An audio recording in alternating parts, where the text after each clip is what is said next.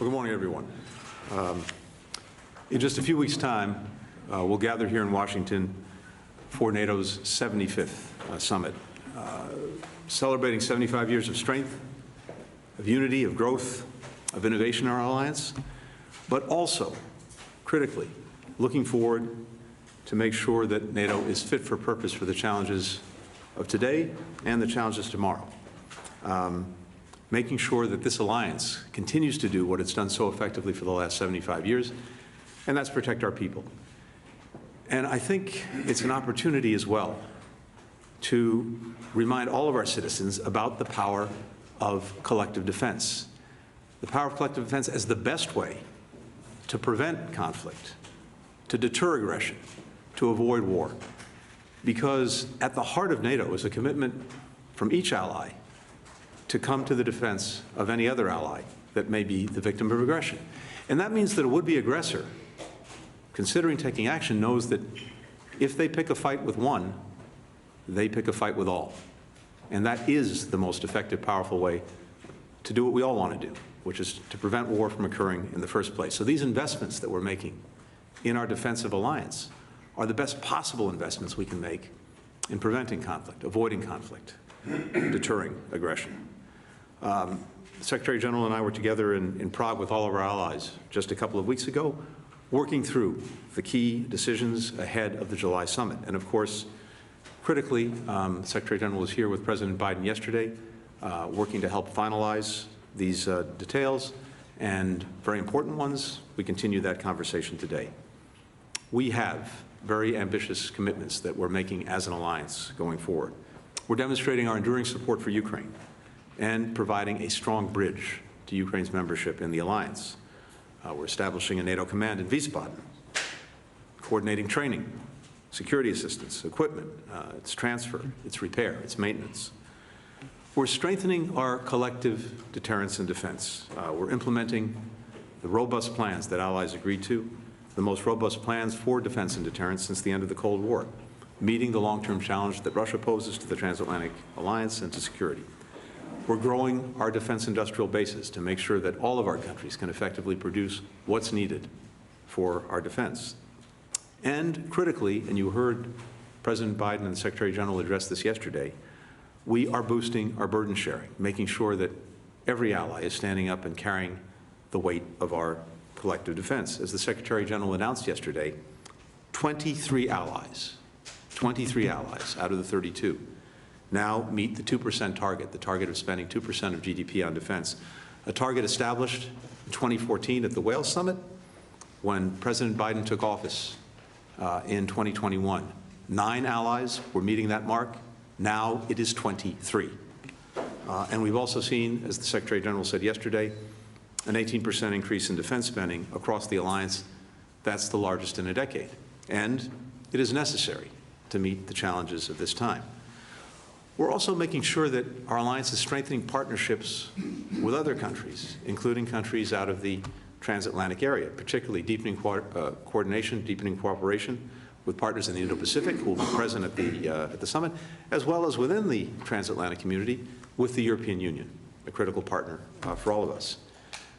The alliance recognizes that security challenges in one part of the world impact another, and vice versa. So what's happening in the transatlantic space has real consequences and implications for the Indo-Pacific and other areas, just as what's happening in the Indo-Pacific space has real implications for our own alliance. And there's a recognition of that, and that recognition is turning into concrete and strong partnerships. Prime Minister Kishida may have said this best in the context of Ukraine, when he said what's happening in Ukraine today may well be happening in East Asia tomorrow. We're also adapting and building resilience to emerging threats, and this is also something that you'll see underscored at the summit. Cyber, hybrid attacks and threats, as well as other challenges to security that we've seen manifest themselves in different ways in recent years, including things like pandemics. NATO has to be fit for purpose to deal with all of these. 2 other points I want to make quickly before turning it over to the Secretary-General. I mentioned already that the summit will focus on bolstering Ukraine's long-term success. From day one, as the battlefield has evolved, so too is our support for Ukraine. Partners, the alliance, the United States, have all adapted and helped Ukraine deal with what it had to deal with in terms of warding off this Russian aggression. Now, thanks to the supplemental, which passed Congress after many months, but it did pass, and it passed with overwhelming bipartisan support, we've now been working these recent weeks to speed all of that assistance to the front lines, to make sure that Ukrainians have what they needed in hand to deal with the ongoing Russian aggression. And we've seen, I think, that be very effective in terms of stabilizing the front lines and making sure that the Russians could be stopped in their offensive. It's making a big difference.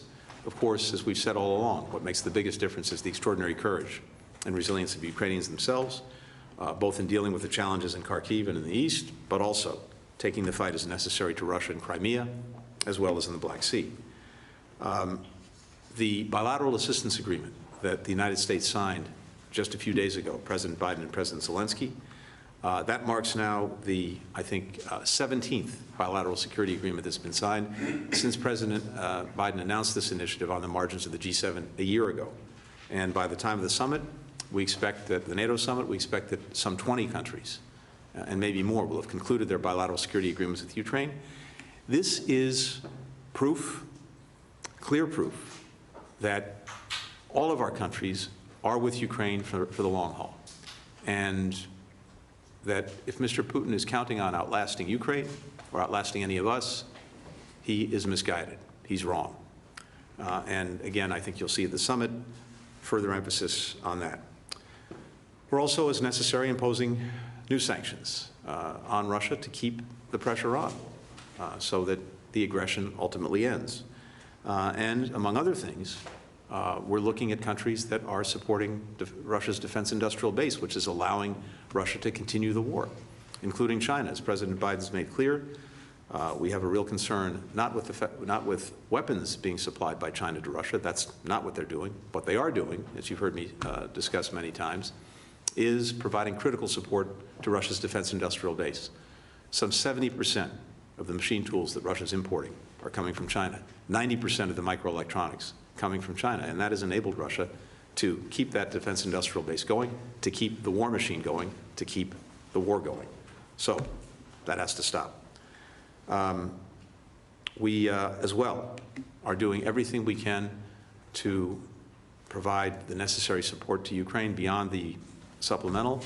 You saw partners come together across the G7 and beyond to be able to use effectively some of the Russian sovereign assets that are primarily in Europe and that now are being leveraged to provide some $50 billion to Ukraine in additional assistance, and we'll continue to look at that. We had a very effective recovery conference just a few days ago as well, looking at other forms of enduring support for Ukraine, including in the energy sector. The bottom line is this.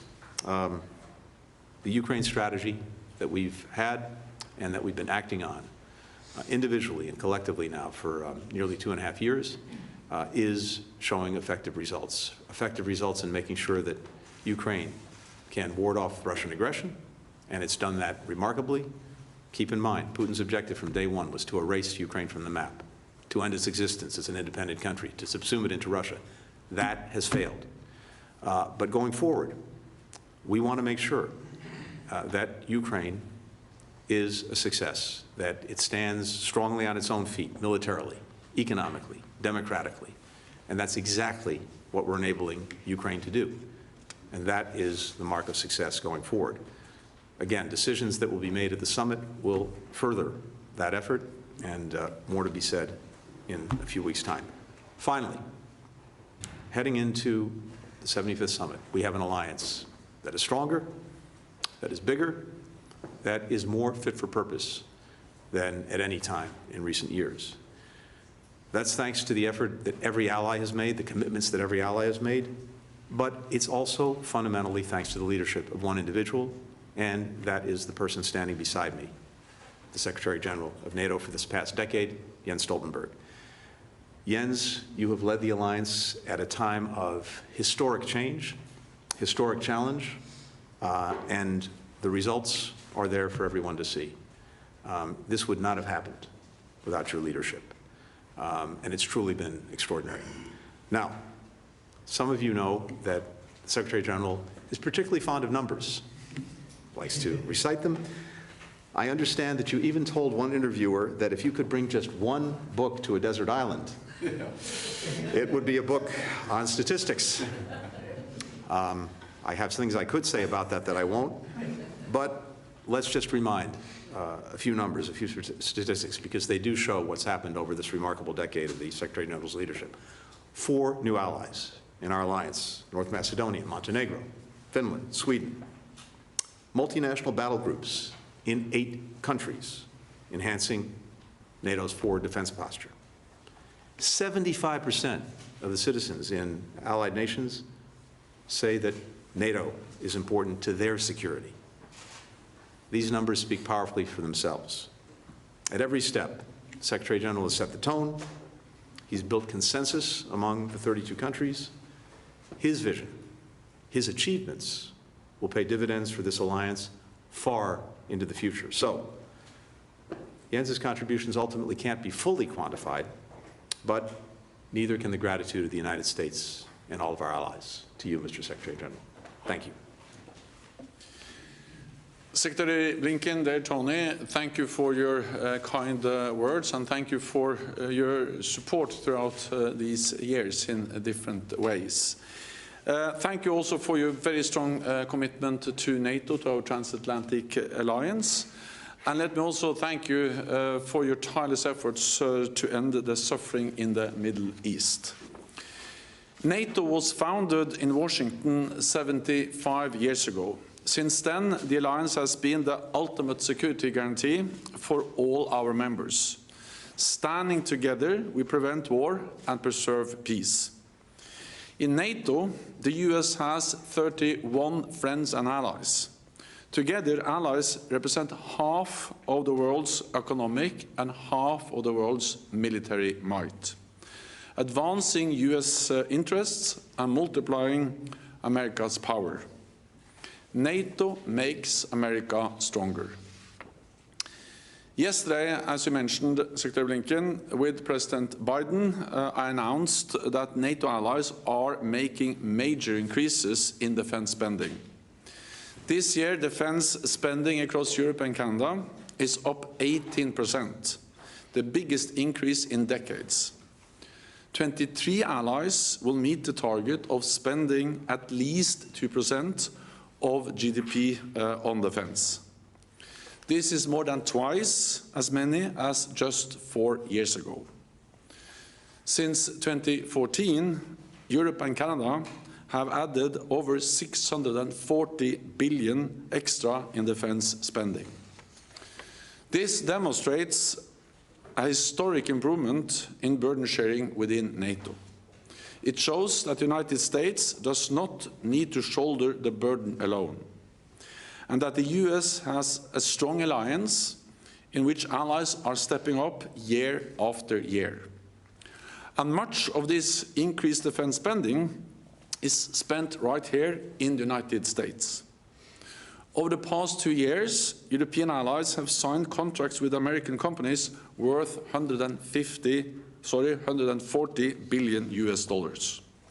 Since 2014, NATO has undergone the most significant transformation in our collective defense in a generation. We have put in place the most comprehensive defense plans since the Cold War.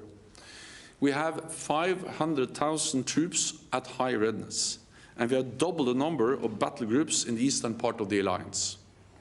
And with Sweden and Finland as members, we are stronger than ever. Russia's war on Ukraine is a brutal assault on a peaceful democratic nation. This war is propped up by China, North Korea, and Iran. They want to see the United States fail. They want to see NATO fail.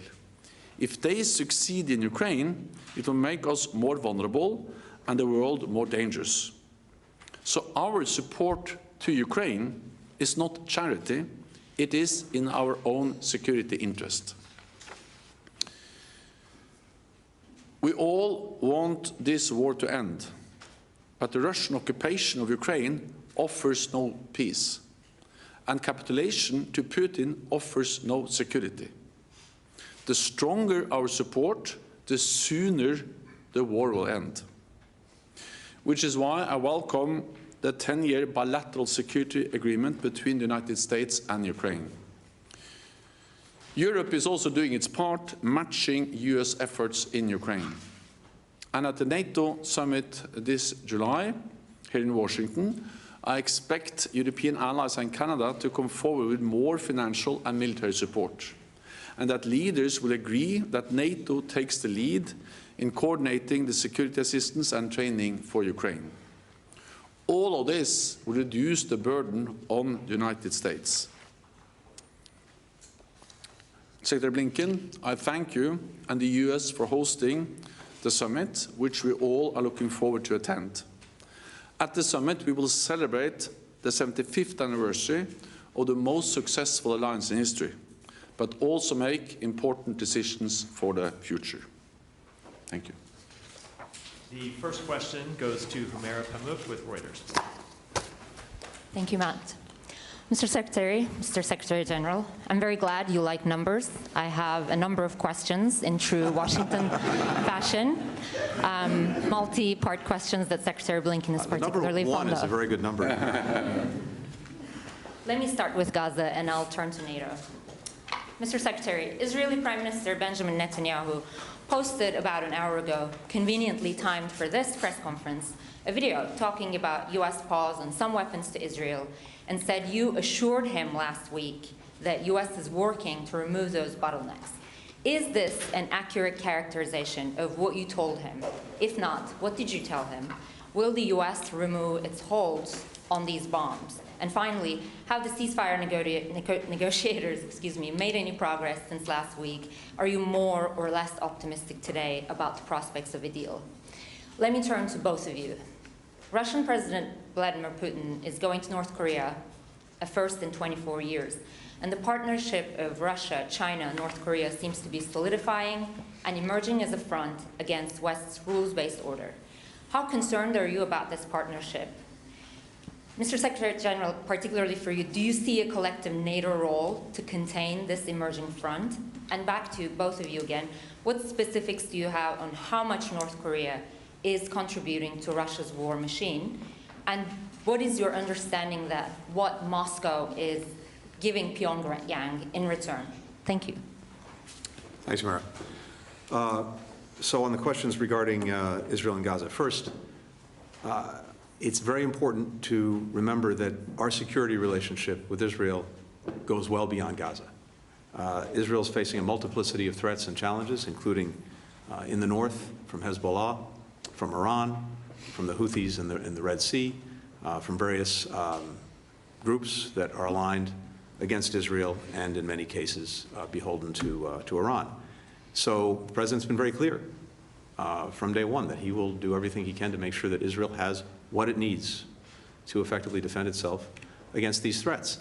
And a big part of that as well is making sure that in providing that assistance to Israel, it has a strong deterrent, which is the best way to avoid more conflict, to avoid more war, to avoid what we're already seeing in Gaza spreading to other areas, to other fronts. That's been one of our objectives from day one. So we're committed to that. We, as you know, are continuing to review one shipment that President Biden has talked about with regard to 2,000-pound bombs because of our concerns about their use in a densely populated area like Rafah. That remains under review. But everything else is moving as it normally would move. And again, with the perspective of making sure that Israel has what it needs to defend itself against this multiplicity of challenges. With regard to the ceasefire negotiations, and you heard me talk about this at length during our trip, I'll just remind everyone once again that the entire world came together behind the proposal that President Biden laid out a few weeks ago. The entire world, with one exception, and that was Hamas. Hamas came back with, after everyone else had said yes, including Israel, reconfirmed to me by Prime Minister Netanyahu when I was in Israel. Hamas came back with new conditions, new demands, including demands and conditions that actually went beyond what it had already previously accepted. So we're working to see if we can bridge the gaps that Hamas has now created by not saying yes to the proposal that everyone else had agreed to, that was endorsed by the United Nations Security Council, countries around the world, and we have the negotiators, the mediators, Egypt, Qatar in particular, working on this to see if we can bridge the gap. As I've said before, and I'll repeat again based on what we've seen in recent days, I believe that the gaps are bridgeable, but that doesn't mean they will be bridged, because ultimately Hamas has to decide. And it could decide again to continue to move the goalposts, to move the line out. If it continues to do that, the net result will be that people will continue to suffer horrifically every single day.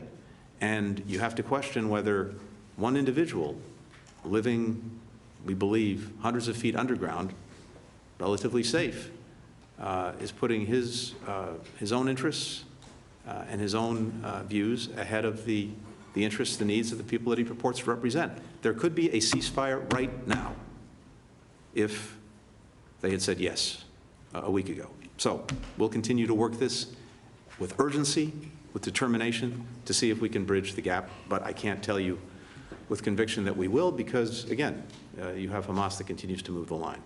With regard to Mr. Putin and his travels to North Korea, look, we've seen, as you've said, Russia try in desperation to develop and to strengthen relations with countries that can provide it with what it needs to continue the war of aggression that it started against Ukraine. And you heard the Secretary-General just reference this. North Korea is providing significant munitions to Russia and other weapons for use in Ukraine. Iran has been providing weaponry, including drones, that have been used against civilians and civilian infrastructure. And as I've mentioned a moment ago, the deep concerns we have about China, not in terms of providing weapons, but in providing what Russia needs to keep its defense industrial base going and to produce itself more tanks, more munitions, more missiles. Yes, these are the countries of concern. And with regard to China in particular, as I've said before, it can't, on the one hand, say that it wants better relations with countries in Europe, while at the same time fueling the biggest security threat to Europe as a whole since the end of the Cold War. And President Biden heard that himself from our European partners who are part of the G7 just last week. So we are very much concerned about this, because this is what's keeping the war going. And the fastest way to end the war is for Putin to be disabused of the notion that he can outlast Ukraine and outlast all of Ukraine's supporters, but also if he knows that the fuel he needs for his war machine won't be there anymore. So if China in particular, which professes to have a strong interest in ending the war, if it really means it, it will stop fueling the war machine, and we'll continue to do everything we can to cut off the support that countries like Iran and North Korea are providing. I very much agree with what Secretary Blinken just stated. Putin's visits to North Korea demonstrates and confirms the very close alignment between Russia and authoritarian states like North Korea, but also China and Iran. And this also demonstrates that our security is not regional, it's global. What happens in Europe matters for Asia, and what happens in Asia matters for us. And this is clearly demonstrated in Ukraine, where Iran, North Korea, China are propping up, fueling Russia's war of aggression against Ukraine. So this idea that we can divide security into regional theaters doesn't work anymore. Everything is intertwined, and therefore we need to address these challenges together. We are of course also concerned about the potential support that Russia provides to North Korea when it comes to supporting their missile and nuclear programs. We see how much military support Russia gets from North Korea, but also from Iran, and how China is propping up their war economy. And this is also one of the reasons why at NATO and at the NATO summit here in Washington next month, we will further strengthen our partnership with our partners in the Asia-Pacific region, Australia, New Zealand, South Korea, and Japan, also to address the fact that the challenges they see, we see in Asia and Asia-Pacific are directly linked to the challenges we face in Europe. And let me also say that I also fully agree that China cannot have it both ways. They cannot continue to have normal trade relationships with countries in Europe and at the same time fuel the biggest war we have seen in Europe since the Second World War. So at some stage this has to have consequences for China. Hilde Svensson with Netavisen. Thank you. My question also goes to both of you. Norway today still has a continued fishing cooperation with Russia. I am wondering how we should approach this moving forward, and if there are, or if you are concerned, or we should be concerned about them taking advantage of this cooperation in light of Russian intelligence. So, which country? Norway, Norway. fishing cooperation. Sorry, I know Norway. No, as a first of all, Also, I'm not speaking on behalf of Norway, but what I can say is that I expect all allies to fully implement the sanctions we have agreed within the also EU framework, and also individual allies have imposed. Then beyond that, I think I leave it to Norway to comment on how they implement the sanctions. Yeah, and I agree with the Secretary General. Thank you. Tom Bateman with BBC. Thank you very much to both of you. I can start with Mr. Secretary General. We heard the Secretary of State talk about hybrid attacks against NATO frontline countries, an issue he's talked about before, particularly in Prague, and a view that NATO would respond collectively as is appropriate. What does that response look like? Perhaps you can elaborate on whether there is a response already, or is this something that you think should take place in the future? Do you retaliate or try and create deterrence? And I'm just interested in how that happens, and is there evidence that such action can create deterrence? And Mr. Secretary of State, Amos Hochstein has been in the region over the last few days in the Middle East. Can you report any progress on de-escalating tensions between Israel and Hezbollah? And on Gaza, an investigation by the Associated Press this week identified 60 Palestinian families in which at least 25 members have been killed, some of them involving 4 generations of the same family, many with more than 50 family members killed, and in one, 173 family members were killed. And I'm interested to understand that for Palestinians who hear what you say about a continuing conflict for just cause, but to them this feels like a war that seeks to destroy Palestinian society, what do you say to those people? How do you reconcile those views and those positions? Thank you.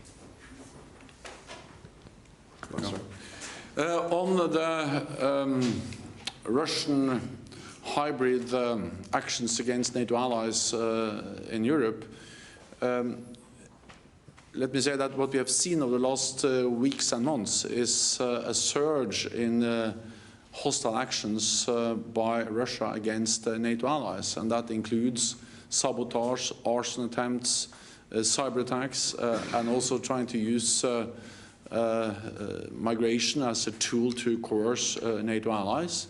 And we need to react to this in a calm and measured way, but at the same time to take it very seriously.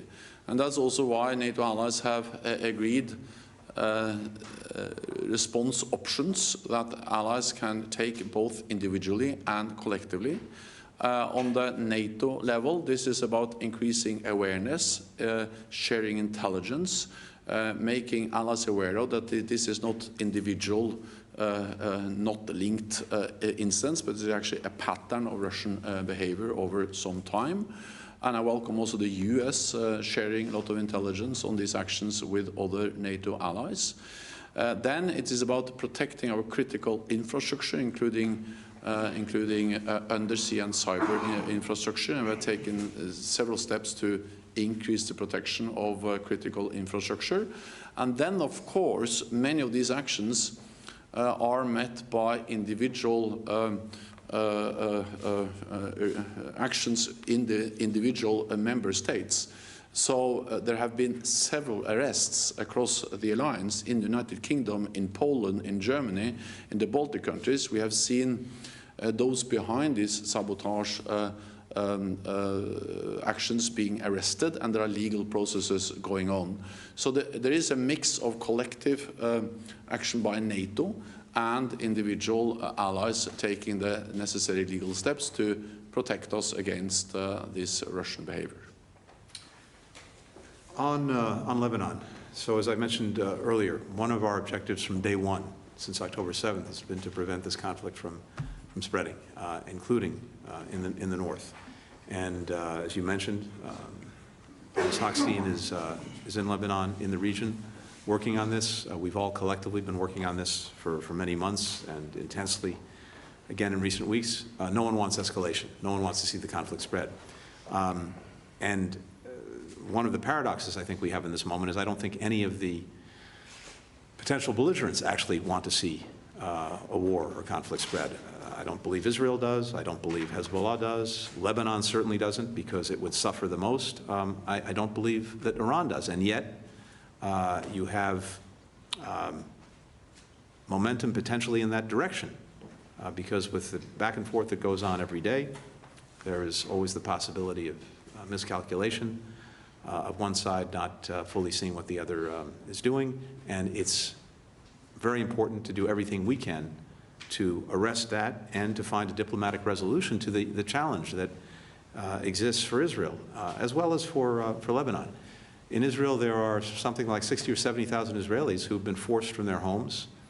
They've basically depopulated a big part of northern Israel because of the threat from Hezbollah, because of Hezbollah launching rockets into Israel and making life impossible. There are many Lebanese in southern Lebanon who are also not able to live in their homes and live in their towns. So we're working diplomatically to find a resolution to this so that people on both sides of the line have the confidence to be able to live in their homes and go back to where they live. Now, here again, so much of this comes back to the ceasefire. The most immediate way to empower our diplomacy and to be able to reach an agreement that allows people to return to their homes and live in security would be through a ceasefire in Gaza, because Hezbollah has tied the actions that it's committing against Israel to Gaza. So if we get that ceasefire, I think that will make it more likely that we can find a diplomatic resolution to the crisis in the north. With regard to Palestinian families that you discussed, on a human level, the suffering of little children, men, women, is horrific. And we see it every single day. People who are caught in a crossfire of Hamas's making as a result of a war that Hamas started are suffering every single day. And for all of us, this is a profoundly human tragedy. I've met with Palestinian Americans who've lost multiple members of their own families in Gaza, who shared with me the pictures of a little niece, a little nephew, a brother, a sister, a parent, a grandparent, who's been killed in the months since October 7th. And it's profoundly motivating in the wake of this suffering to want to do everything we possibly can to bring this to an end. The fastest way to do that, and this has been the case now for weeks, for months, is through the ceasefire that we've been working to achieve. And the biggest obstacle to achieving that ceasefire, again, remains Hamas and remains the decisions of perhaps one man who is, we believe, hundreds of feet underground in relative safety, while the people he purports to represent are suffering every single day. So we have to, all of us, put the interests of these many, many innocent families and people first and foremost. And that means that Israel has to do more, continue to do much more to protect civilians, to make sure that they get the assistance they need. But it first and foremost means that Hamas has to make a decision. Is it actually looking out for the interests of Palestinian people?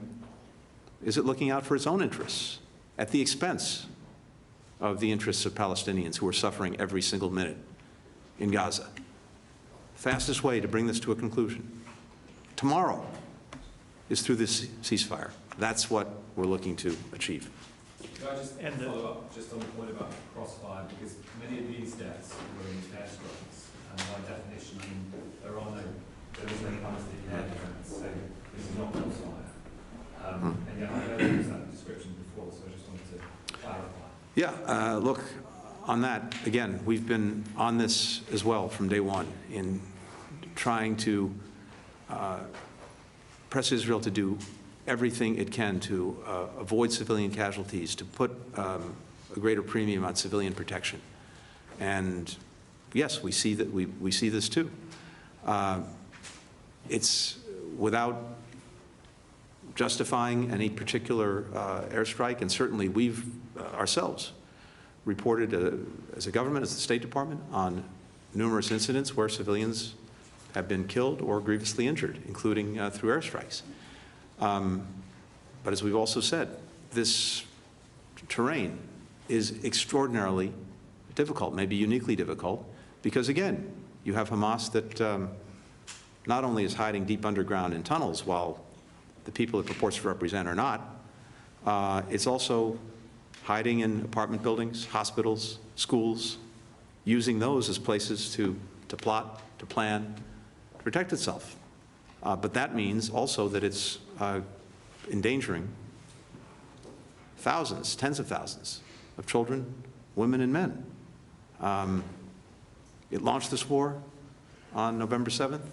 It conducts it in a way by retreating to places where it's hiding behind civilians that further endanger civilians. And it has not made the decisions necessary to stop it, which it could do right now.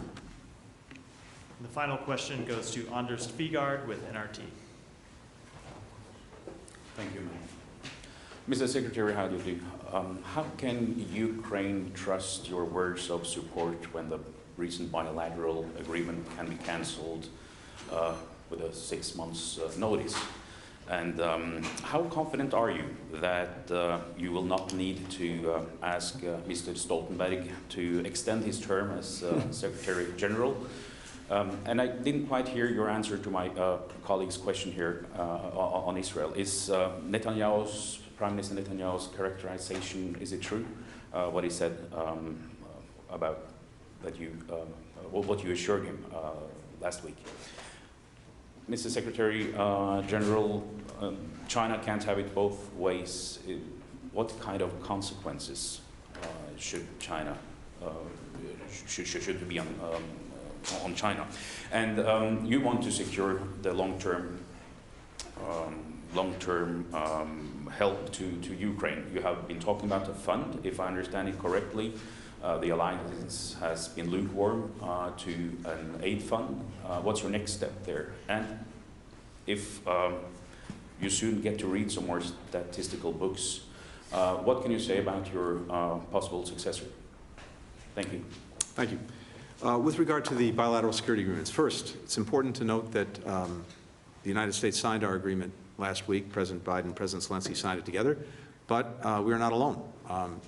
Dozens of countries have either concluded or will conclude bilateral security agreements with Ukraine, each of which basically says the same thing, that we're committed individually, as well as through the work that will be formalized at the NATO summit, to supporting Ukraine in building a deterrent force for the future that can ward off aggression and, as necessary, deal with it. And each of these agreements is projected over a decade to, again, send a very strong message that each of us is in this for the long haul. And that is the determination and commitment of the United States. I think the fact that ultimately the supplemental funding bill passed with overwhelming bipartisan support, both houses of Congress, again, is indicative of the depth and strength of that support in the United States. And Poland continues to show strong support in the United States for helping Ukraine, making sure that it can stand on its own feet effectively, because that's what this is about. Any international agreement, one kind or another, always has a mechanism in it for one of the parties to, pull out of that agreement. That's a standard operating fare in any of these agreements.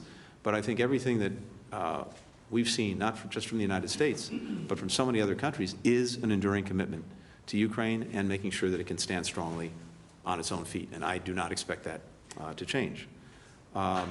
With regard to the Secretary-General, look, I think many of us wish on one level that this was a lifetime appointment because of, but I don't think the Secretary-General feels that way. And I'm confident, very confident, that the alliance will come strongly together behind a new Secretary-General, and that when the current Secretary-General Stoltenberg's term ends this fall, there will be a very strong Secretary-General in place to pick up the baton and carry the extraordinary work that this Secretary-General has done forward into the future for the alliance. And finally, with regard to the last question on Israel, I stand by exactly what I said a few minutes ago. Thank you. Is Mr. Netanyahu telling the truth or not, Mr. Secretary? Again, I've been as clear as I can possibly be. You assured him that these bottlenecks will. I'm not going to talk about what we said in diplomatic conversations. I can just say again that we have a commitment to make sure that Israel has what it needs to defend itself against a whole variety of threats. Gaza is part of it, but it far surpasses Gaza in terms of the threats they face. The President's committed to that. We continue to move these different cases through our system on regular order. We have one case that the President's talked about publicly, about the 2,000-pound bombs and concerns that we have about them being used in densely populated areas. That remains. We continue to work through that, but there's been no change in our posture, which our posture is, again, to make sure that Israel has what it needs to defend itself across these many threats.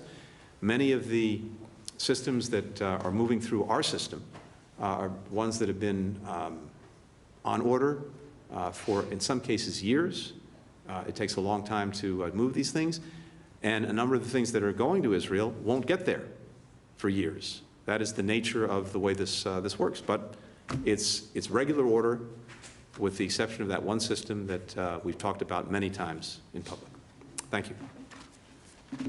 First, briefly on the question about China. Well, it's too early to say exactly what kind of consequences, but I think just in itself that more and more allies recognizes that it cannot continue the way it is like it is today, where China really tries to have a normal relationship with European NATO allies, and at the same time are enabling Russia to be conduct a war of aggression against a European country, the biggest security challenge we have faced in Europe since the end of the Second World War. And of course, this is then about how, also, unless China changes its behavior, what kind of consequences should then this have for instance, our trade relations? Too early to say, but it has to be an issue that we need to address, because to continue as we do today is not viable. Then on support for Ukraine, so we are discussing and we are addressing many deliverables on Ukraine before the upcoming NATO summit. We have already agreed a plan for NATO training and security assistance for Ukraine. We have seen new announcements, and I expect also more announcement of more military support to Ukraine. I'm certain that we will also have language expressing that Ukraine will become a member of the alliance. And then you are right that I have also put forward proposals on a more long-term commitment, because I strongly believe that the stronger our support is, the more credible our long-term commitment to Ukraine is, the sooner this war can end. The exact language, exact what we will agree is what allies are now discussed among allies, but I'm confident we have a good solution agreement by the summit. Then normally I don't say anything about my successor, because it's not for me to select my successor. But with the announcement by Prime Minister Orban today, I think it's obvious that we are very close to a conclusion in the alliance for allies to select the next Secretary General. And I think that's good news. I think Mark Rutte is a very strong candidate. He has a lot of experience as Prime Minister. He's a close friend and colleague. I therefore strongly believe that very soon the alliance will have decided on my successor, and that will be good for all of us, for NATO, and also for me. Thank you. Thanks, everyone. Yeah, thank you.